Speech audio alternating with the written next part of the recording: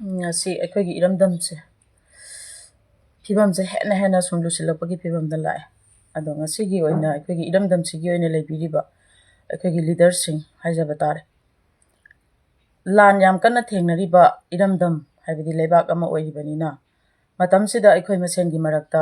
hadi masoi tanaba punsalo yadabagi thawongna maram oiraga iramdam se hena hadi yekna basine hena kudum channa laksilapagi maram aduma ohelakani habisimus thamjage oishu oisilai ado yengo hoji khungak pa na thoi ba ngang mayam se makhoi sina thoga akhoi gi lan se kapna bidaba taragadi akhoi gi lamdam se kanana yekna baga mairong ya doino ado sigi phibam su kaimta khanade adugi su mathakta hoji ki luraba iramdam gi oiba iramdam se segairage laurage haidana haidi lan tawri ineba lan tawri iba pose hana ngakminaraga iramdam se kallaba matungda akhoi gi paikhat kadaba thabak thorom sing adu sillaga tawbagi mahutta lan manung ni ko akhoi je khongpham chadri ko je sungeng yeng na dabida aiga nanga yana dabagi aiga nanga pena dabagi aigi oiba lanai gi oiba nungai na daba mayam aduna maram oirakanda haidi maram chadana lan manung sidabu to khai tanana ba mana adu yaningi yaningde ada tawena tawnaraga leiriba mawong sibu atopa country mayam na uraga sunokpada bu siramgani ne aige nungai na daba do kitang tungdana thairaga thamaga iramdam se hana kanminnaraga akhoi gi pendabado hayeng tang taraba matam adu yoba matamda ground amda thoga phuna bigera chaina bigera hatokna bigera tawbiyoba ado akhoi na ngasi mafam sida hingi base iramdam se leitraga di akhoi sor janing tano honbam leikadraba adagi thabam ta nithingai na tawna bagi wakhal thokna na bagi mafam leikadraba ado lining ba mi su oisano Huran basu oisanu daku su oisanu misam su oisanu aphaba su oisanu phataba su oisanu khuding makse asigi maru bai thauti akhoi hauze hauze ki lan gi matam sida iramdam bu mullage se gairage na tawreiba matam sida iramdam si munba yaroi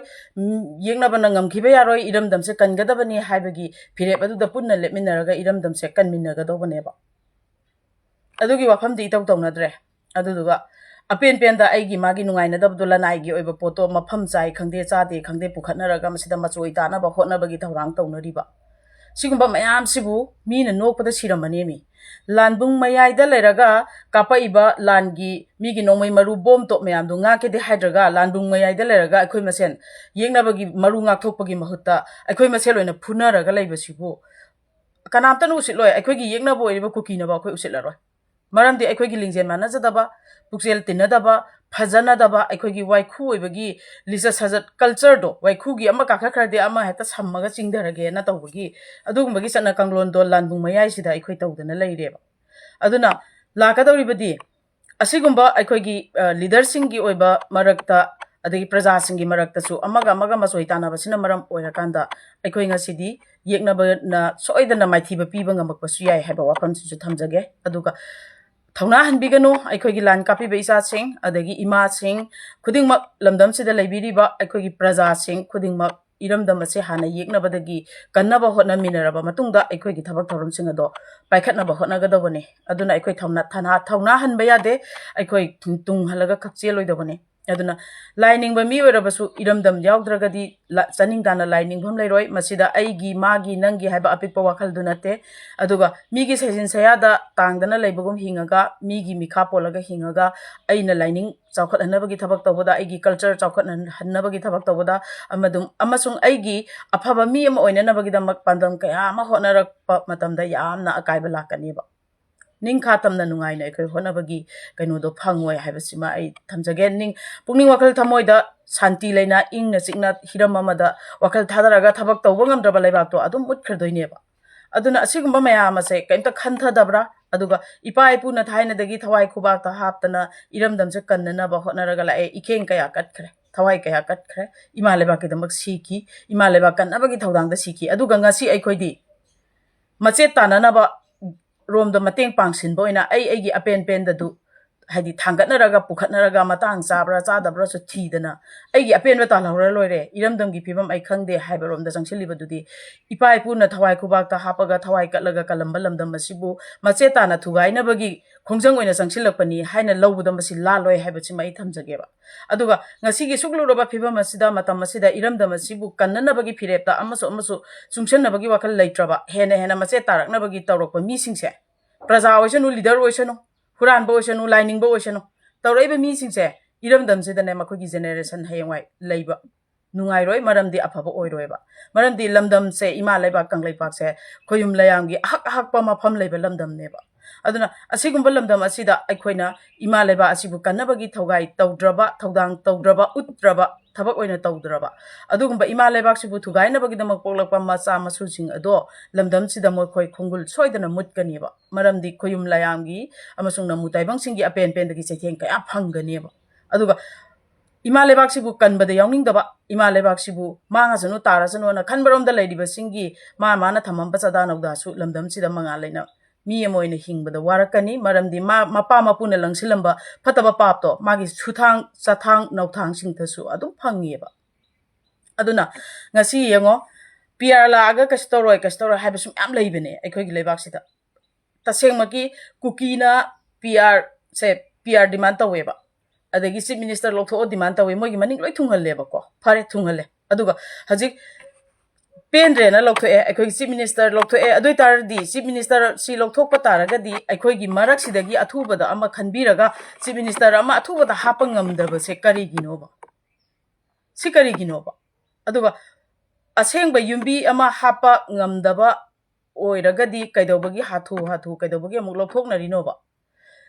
chokri je pre pre hairaga atopa mana hek pham khiba matamda aikoi loira dobagi phibam sida amuk chokri du dagi aikoi gi chief minister do muk singtharureba sida ina chief minister gi favor adugi favor sungna na sadeko aina haise adu raga di ma singtharaga atopa ma hapkena khanbagi thabak thorang do khara thuna loisilaga ama angta sat hapsin biyoba natraga di iramdam se yengo phagera pharoira aikoi gi maitai se chief minister gi seat sida maitai ama phambagi ne aikoi khara pharamini aduduna athuba matamda aikoi gi chief minister se ama hapsin biyu mayam khana biraga masida nakpak tanabiganu manungda adu yanaba yanadaba tawbiganu hadi tokhai tanaraga kanglup nainaraga masu tawbiganu ba hadi punna khana minaraga sidi kana hapsin sige khara phagadaba iramdam gi dama khangadaba mi ma yengaga masi hapsin biyo ba natraga di aikoi se hena para aroi aduga lan kapi ba angang singse asisi yamna phibam tara aroiba phadana loina hathiba matamda asigumba lan kapi diba singsina masing hantarakwa matamda aikoi kanana lan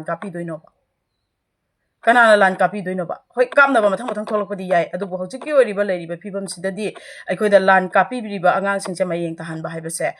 aikoi leifam khangdaba aikoi tumbam jabam khangdaba orakani ngasi aikoi na yumda tumba phangiba adagi di poyom duna chendriba ina khunbasu lairabasu apabasu phatabasu praja khudingmak na yumda tumaga leiriba se aikoi gi ngasi lan kapiriba angang singsina kapagi neba moina chingkhong chingya ga taina ba khul singda bunker semaga lan kapadagi manung hena changchilakpa ngamdabani amasung moina ngathok pibagi aikoi tummi baneba aikoi chari baneba no ibaneba chathok chasin ngami baneba thabak nomba ngamini thabak ingkhang tawba ngamineba sisu khitang khanbiyoba aduga kanagumba singna hai lan kapiba angang singjisu mangak maru kalli adu tawi ada tawi praja singi maraktagi swai madu tawbigan mangak kanba singduna ne ngasi aikoi gi iramdam che kiba khangdaba makai thoga lan kapibado discipline yarom daba yai asoiba yarom ba yai mi haibase loina ma asoiba leina ba ngakta ne adubu makoi je haidi makoi da miki laiki jadaba iramdam nungsi jabagi thakto wangbagi ne mayamna gunda gumna tawi kholi hai gunda singje leiramdraga di aikoi ngasi yumda tumi se tumba phangidraba aduna leiba ama leragadi lining basu yokhakadobani gunda su yokhakadobani aduga aikoi gi praja singsu afaba mi su yokhakadobani phataba mi su haidi magi kaino amada paring amada sidagi henjelakpa yade haiba ma adumaina leiba ama oiragadi afaba phataba loina mathau tareba langi matamda lairik laisu haiba wakal khantaba kanano ba thoga landungda lan kaptose gyan yaudre discipline leitre haiba angang singsina na drawng asi lan kapise moi leibagine moibu yamna moigi phajadaba mokoigi haitare gunda phada oibaduda ina support torubai wasu nate tasengmaki di gunda ne na khandok piriba discipline yaude na tawriba mayam se asi leibagi aikoi ngasi tumba phangibani adudi akoina makoigi awar apa yengaga aikoi iramdan jingak na photna minagadabane maramdi aikoigi hojik michang kanam leiteba aikoigi michang kanam ta leiteba yengbiyo ba som aikoigi michang kana leige yengbiyo kanam leitabane aduduna yaragadi iramdam bunga age kallage na thoiba angang singse haidi hatna nabagi damakta thabak thorang sinbo ina so aikoi thokumsi masi tawe habonate tawbuso sum yawra ine marak sidaisida aduduna khudam oina se kanagumana haiba lan kapiba angang singse discipline phajaiga phajadega mung nainaraga leineba nainariba moina thoga lan kapasu kaishu natteba adubu aina haijaning badi manung mapan gi wanatana se military or army or the sipoi or tauriba haidi kanu singse force ki thabak ta tauriba kanu singse sipai oigera state force oigera central force ki thabak ta tauri singse training manung da with discipline manner sel mayam tamai ne tamaga su loira kan da loina mak discipline leba mi hekta loina oiba ngam da bado adumaina tawbani aduga aikoi gi asoengam loi leina bani haibani da aduga aikoi gi lan kapi ba angang singse aikoi di taseng na hana lan mi oirage na sem saraga kholaga aikoi thamba na teba adagi makoi da haidi team naina semaga training piraga discipline na sini manner na sini aduni adani takhi bagi matam phangmana te yumda sum sura no maga saraga mai masing laik lai su tamaga leijaram ba angang singsina iram dam sida ngasi tara iba iram dam sida ngasi tawri ba mayam sida khangba ngamakta badagi khulai pai khibane ba adu su khulai se pai ningai leita dana akogi state force ngi oiba battalion singda changa khulai mula ineba aduga migi kuki gidi India government asu makoi bunung sibi amasung support tawe ba ko aduduna moi gidi tasengna habada ngasi lan kapna di se aikoi maitai gidi ne nongmai do leijada banina yam simple loina yam samna hingaga leijaram ba praja nga to oibanina hana lan kapage khanbagi idea su leite hana mi amada landarage mi mabu mangalage haiba su leita banina khulai leiselaga thambagi wakal londo irei leija hote ba aduduna lan di thoksilak banina yengna bana di toksela abanina tawda yada dana khulai leita banina kogi battalion sing da changa ga khulai mun ki bagi thabak adum mayam na unabiri duni aduga kuki singi di karamba battalion da changa ga natraga karai dagi changa ga khulai mule haiba tabraba moidi hana lan se tawna na bagi damak ta phatta loksing sagat laga leirama bane ba sidi tung mangi wanate laine yaba wane aina harise moi bu hun basu nate adu moina amadagi khulai lakhre khulai leita dana kuki na khulai la tabraba moidi adum masana adum tham leirabane ba adum aduduna aikhoiga makhoiga khenaba yam lei handaki matang sidi kuki na maitai de yam sathi na lan bane aduduna mapugi wayel di lakhi gani tawbudabu aikhoi masen marakta ju punchal loya daba se asina maram oira kanda aikhoi masen gi marakta punchal nabagi wakal leiti ba phawba aikhoi busu ot kani ba laina aduna punchal nabagi wakal athuba matamda tawbiyo leader sing su punchal biyo praja sing su aina CSO amani aina amani aduni adani haibagi wakal se athuba matamda thadok minaraga aikoina ibudau pakhang bagi mapamda laining thoi pagi mapamda changchin minaraga changmina ba haibadi pulap team mama saraga mapam amada nate aigi yumdagi adum ibudau ibendau singda khoyum lai singda aikoigi soiki ba lan ki ba pumba mamang chatta leikhra sungak piraga aikoi jamtang di apun bagi unity da pusilakna bagi pandama do pungning wakal thamoi singda loina praja singna masigi ihul se changwang le biraga ibudau da changjaba asina aikoigi afaba lakadra haina khalle aduduna yaragadi migidi lan tawna bagi damta khulai mateng pangbina basu mayam lei hanagi su moi mayum da su loi lei license gun ama khara mama laiba mada thamaga adugi marumda makoina black ta nongmai khulai afa mayam tham leirabane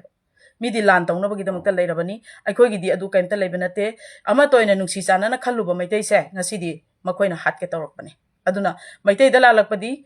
iramdam asida changa aga lamdam ju segai ge tawba aduga yumbu jo hatke tawrakpa mogi ju haidi phangnabagi mahi do soidana lakani aduna handaki oiba lanche koyum laigi haidi chairak yawba amasung koyum laigi thabak yawba lan ne ko aduduna yaragadi aikhoise apunbagi saktam ama sagal hawdagadi aikhoise macet segairaga chakhi ge dawba leibanina leader sing su punsan biraga wakal khantha biraga haidi thabak tawbiro amaga adu tawnabiraga leranu apen da kitang tungdana thairaga thambiro aduga khanthaminaraga iramdam ima cha hana kanbiraba matungda aina oiningi ba aigi apen do adugi mukhana biro adagi chaukri munaningba oraga su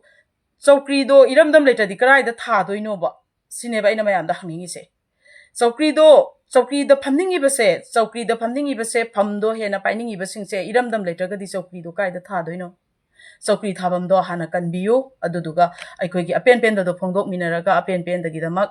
penthoknaraga amuktang di iramdam se kanbiyu haidana ngasigi apikpadagina achawbada leiriba aikhoigi praja singi maphamda aina ikoknona ai khoiramjari siarga ilosinjari